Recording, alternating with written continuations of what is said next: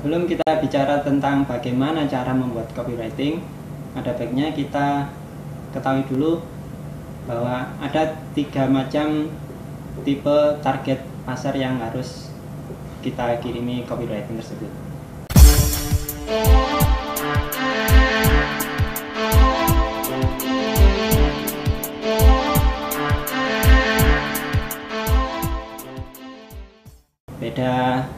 Beda tipe pasarnya, beda perlakuannya. Apa aja itu? Yang pertama adalah cold market. Ini adalah pasar yang masih dingin ya, belum kenal Anda, belum kenal produk, sama sekali tidak tahu apa yang akan terjadi, apa yang akan Anda sampaikan. Ini namanya cold market. Yang kedua adalah warm market. Warm market ini pasar yang hangat ya. Dia kenal Anda atau kenal produk. Jadi salah satu.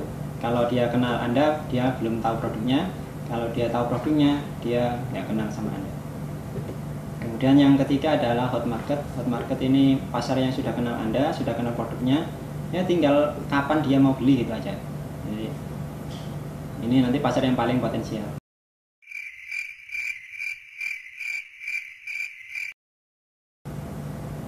Karena kita akan coba ulas apa itu cold market.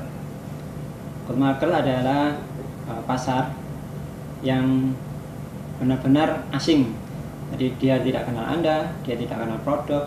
Ketika Anda tiba-tiba datang dan menawarkan produk, maka jadinya Anda akan diajukan gitu aja.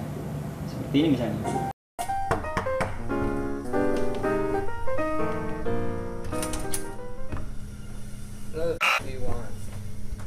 Have you ever woken up to find that you were very, very, very late for work?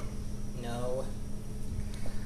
Have you ever lost track of time while doing your daily constitutions? Nope. Well, I know what you're thinking. Isn't that what clocks are for? You know what I'm thinking? I'm thinking that you should take your clocks and get the out of here. I'm trying to watch TV.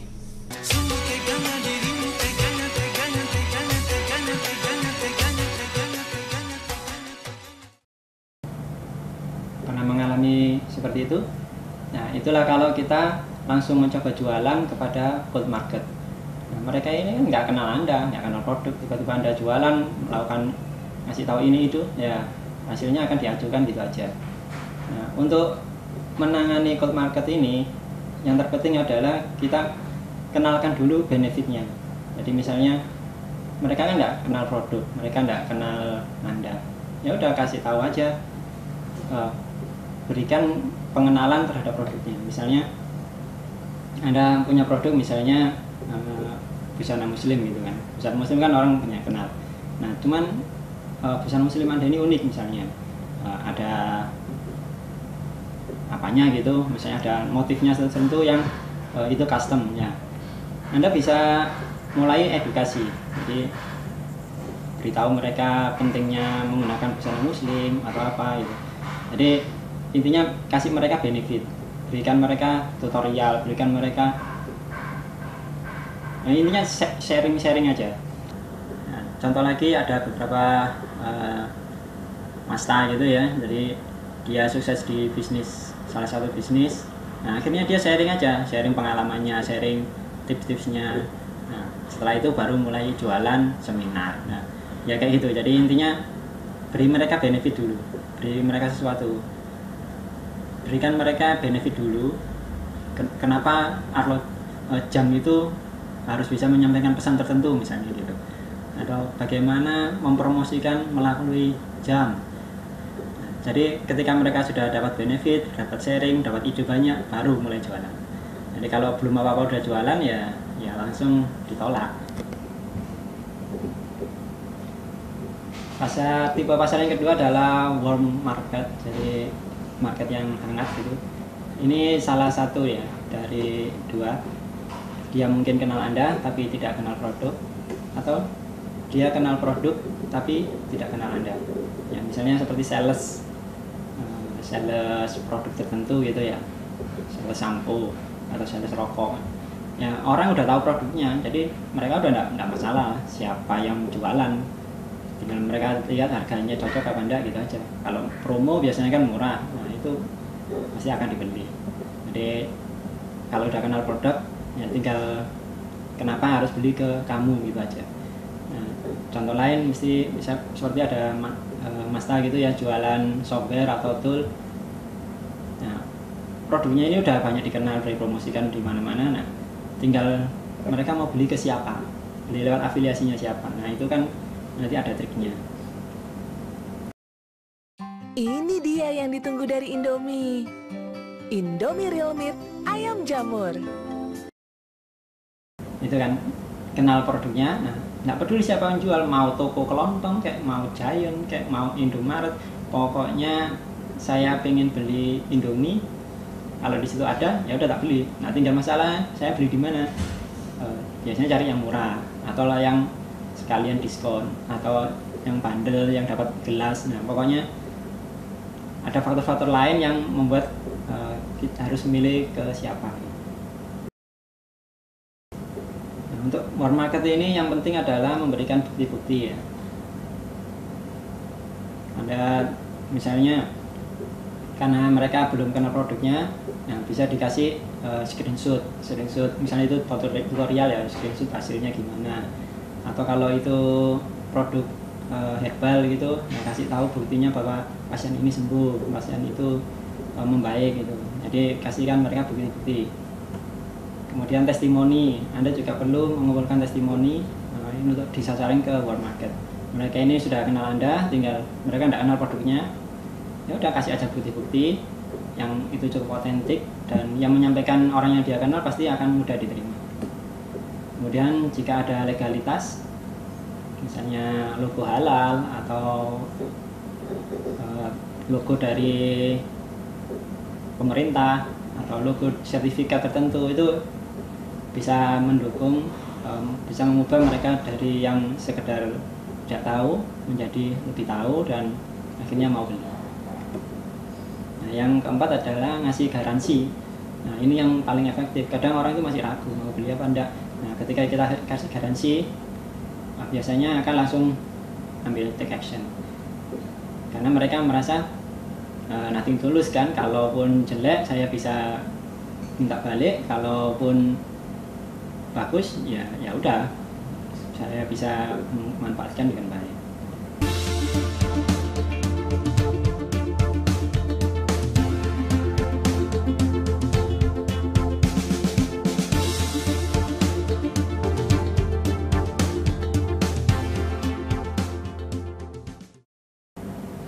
Hot market adalah market yang paling potensial. Mereka ini udah siap beli aja sebenarnya. Tinggal masalah kapan transfernya gitu aja. Mereka ini udah kenal Anda, udah kenal baik, dan mereka juga udah tahu produknya ini bermanfaat banget. Tinggal mau beli gitu aja. Nah, untuk mereka ini kita kasih aja diskon misalnya. Itu akan mempercepat mereka untuk beli. Misalnya kalau beli hari ini diskonnya sekian, kalau besok diskonnya tidak ada. Nah, itu akan mereka segera beli. Seperti contohnya Agung Podomoro gitu kan. Nah, dia iklannya Sabtu, hari Senin harganya naik. Nah, akhirnya orang buru-buru beli. Kalau udah punya uang, sudah kenal, udah mantep, tinggal kapan belinya. Nah, dengan adanya diskon, mereka akan lebih cepat untuk beli. Kemudian memberi bonus. Nah, ini yang banyak dipakai oleh affiliate ya.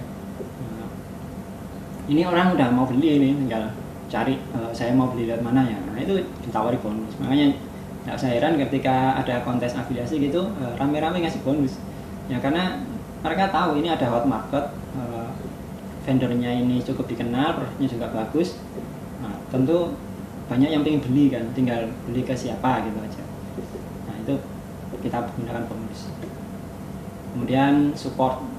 Nah, kadang itu orang beli tapi takut, masih takut misalnya ini saya nanti bisa pakai atau enggak, ini nanti kalau ada masalah gimana. Nah, itu kita bisa memberikan garansi support. Misalnya kalau ada masalah saya bisa bantu, atau saya nanti bisa ngasih tutorial bagaimana cara menggunakannya dengan optimal. Kita berikan support. Nah, maka kesimpulannya adalah sales letter yang untuk cold market itu kita arahkan menjadi warm market. Jadi kita kumpulkan mereka. Kan cold market ini nggak jelas ya siapa aja, kita mau promosi massal gitu. Nah, itu kita kumpulkan, kita masukkan mereka ke wadah untuk sehingga mereka menjadi warm market. Mereka udah mulai kenal kita kan, mereka udah tahu artikel kita. Untuk call to action buttonnya itu jangan langsung ke sales letter atau jangan langsung ke web penjualan, tapi langsung ke grup atau form subscribe untuk menjadikan mereka warm market. Nah, sementara untuk sales letter yang kita tujukan kepada warm market itu kita arahkan ke sales letter untuk hot market.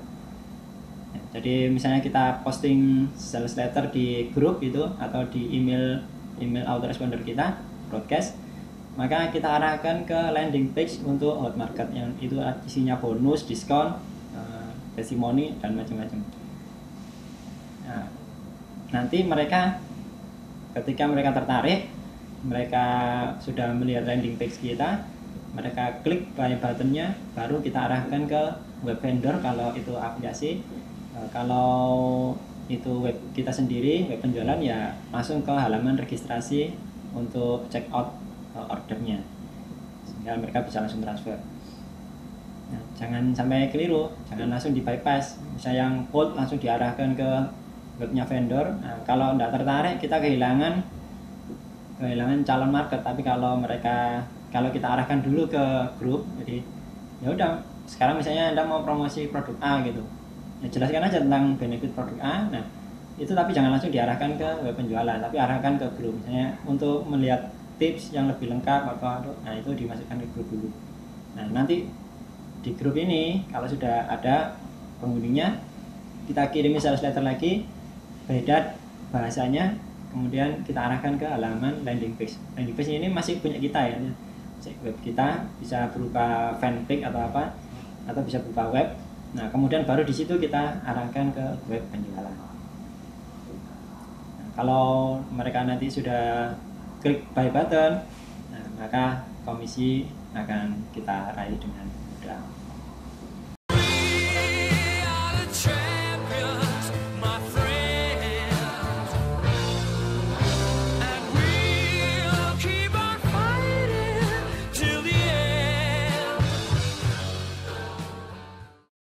Di video berikutnya kita akan belajar tentang headline. Karena headline ini menurut saya penting ya, karena kita punya waktu tadi 3 detik saja atau bahkan kurang, bahkan kadang orang scroll aja itu tidak sampai 1 detik mereka udah melihat banyak judul. Maka saya akan sampaikan tentang headline ini di video tersendiri, insya Allah akan hadir setelah ini. Sekian dari saya. Wassalamualaikum warahmatullahi wabarakatuh.